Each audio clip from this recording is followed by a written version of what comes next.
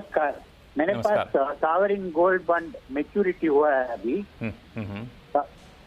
वो 4 साल से पहले मैंने बाजार में खरीदा था, सेकेंडरी मार्केट में जी। तो उसके ऊपर LTC लगेगा नहीं लगेगा?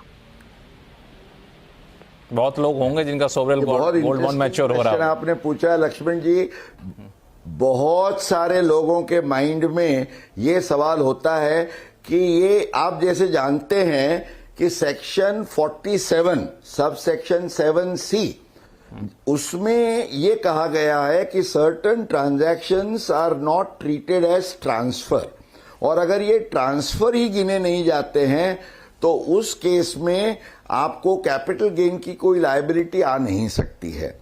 तो इसके लिए आपको ये ख्याल में रखना है कि what is the important test. एक तो इंडिविजुअल के केस में ये फायदा मिल सकता है, HUF या और केसेस में ट्रस्ट वगैरह में ये नहीं फायदा मिलता है। इंडिविजुअल के केस में आपको फायदा मिलेगा।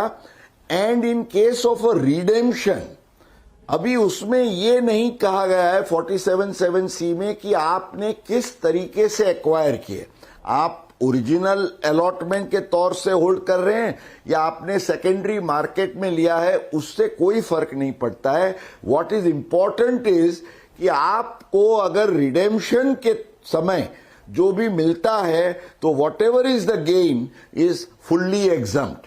अगर आप सेकेंडरी मार्केट में सेल करते हैं तो आपको गेन होगा, लेकिन रिडेम्पशन है तो आपको कोई चिंता नहीं है। ओरिजिनल अलॉटमेंट या सेकेंडरी परचेज दोनों के केस में आपको एग्जम्पशन मिल सकेगा। एक सवाल और है मुकेश पटेल साहब, मैं पूछूं उनकी तरफ से या फिर समझ ले, कई दर्शकों का मन में सवाल होता है, ये तो रिडेम्पशन पे जो गेन हुआ वो, लेकिन सोवरेन गोल्ड बॉन्ड में एक सर्टेन टाइम फ्रेम पे इंटरेस्ट भी आता रहता है, उसको कैसे ट्रीट करते हैं हम लोग? जी, इंटरेस्ट इज टैक्सेबल लक्ष्मण जी।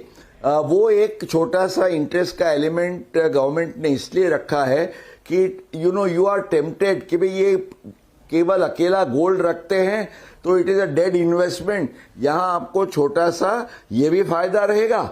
और SGB में आपको रिडेम्पशन पर एग्जम्पशन है।